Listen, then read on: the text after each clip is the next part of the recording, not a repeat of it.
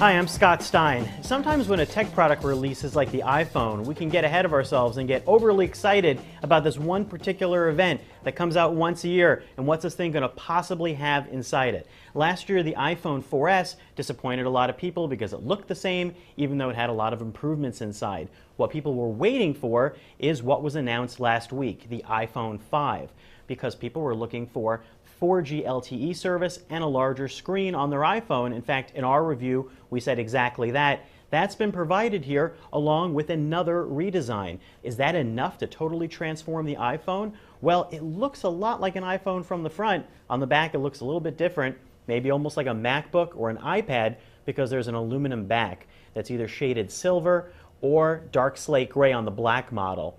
So let's talk about that screen first, because this is the first time that the iPhone has gone for a larger screen. There's been a Retina display movement that doubled the pixel resolution, but never a larger screen that went beyond 3.5 inches. That's done here, but it hasn't really changed the feel of the iPhone, although it is longer than before. It still has that iconic look, and really you've shaved a little bit of space on the top and bottom here to get that extra long screen in. It's not extra long by Android standards. In fact, at 4 inches and a 16:9 aspect ratio, this actually still falls a little bit on the small end of those honking large surfboard phones, as I like to call them. And the width still feels the same, so it actually feels surprisingly holdable in a hand and doesn't really feel awkward to grab. And all of those apps mean that you have even more to choose from on your home page, creating a larger grid of 20 plus 4 below. The real killer app for this larger video screen is video playback, because now that it's a 16:9 resolution, you get less letterboxing, which creates an even larger sense of effective space on the iPhone. You will find that on photos, you're actually going to get some pillar boxing on the sides, because the photos that you take on your iPhone are not 16:9. But hold these two next to each other and you can see, yes, the screen's longer, but to a lot of people casually, they may not notice. And that seems to be the plan. This is not really a brand new super large element of the phone. This really is sort of a gentle redesign and lengthening of the iPhone. Now let's get to 4G LTE. Now, some people don't know or care about what LTE is. What 4G LTE is much faster data speeds than on 3G, and it's really dramatic if you've never used it before. In fact, there's a good chance it's going to be faster than your home Wi-Fi. And that's the case for me. In fact, when I tried using the AT&T version at home, I found that LTE speeds were almost twice what I was getting on my home Wi-Fi. Maybe I have terrible home Wi-Fi, but I think it's pretty average at about 9 megabits per second, and this was getting almost close to 20 megabits per second. This is the AT&T model. I can't speak for Verizon or Sprint yet. But that brings up another point. Not all iPhone flavors are exactly the same this time around. Now, you can use data and calls at the same time with the AT&T version, but you can't with the iPhone 5 via Verizon or Sprint.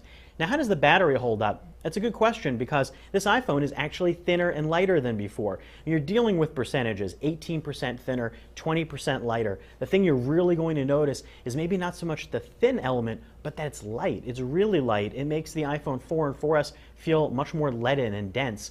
Battery life so far, stay tuned for our full benchmark tests, have been pretty good. I've been using it all day long, unplug it at 8 a.m., use it till the night as much as I can, and it hangs in there. It seems to be paralleling the iPhone 4S, except for the fact that this is using 4G LTE. There are other additions too. The camera's been tweaked a little bit. It's still 8 megapixels, but there are some additional features built in, and it works faster. Now, while the camera on the rear may not have had a lot of changes, the front-facing camera has. It's now an HD camera, 720p, and it will take a lot sharper photographs and really nice crisp video for all of you that like to look at yourselves in your iPhone.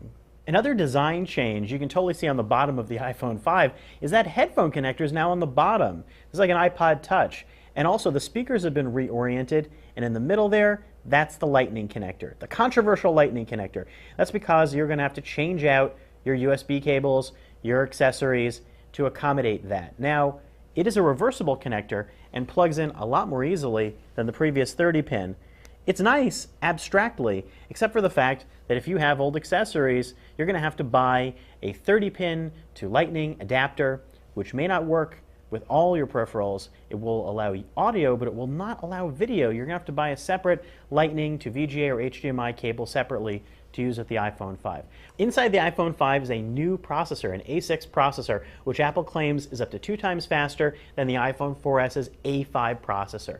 Just like every year, one of the biggest features in a new iPhone is the new version of iOS. iOS 6 will be available for owners of older iPhones, but it's baked into the iPhone 5, and there are some features that will be really fun to use, such as the new Maps app that includes 3D flyovers, and Passbook, which is an interesting Apple-created concept that you can get via other apps that allows you to use your iPhone as a mobile wallet. Now, there's no NFC or near-field communication on this phone, so you can't magically swipe it and have it make purchases for you. This phone, though, is probably not going to have one particular feature that's going to make you run out and scream, oh boy, this is a completely different experience. In fact, we're looking at a landscape now where there are tons of Android phones and interesting smartphones that are all creating something new to the mix. This newly redesigned and rebooted iPhone 5 may not be something from the distant future, but it's something in the current moment that happens to be an excellent device. I'm Scott Stein, and that's a look at the new iPhone 5.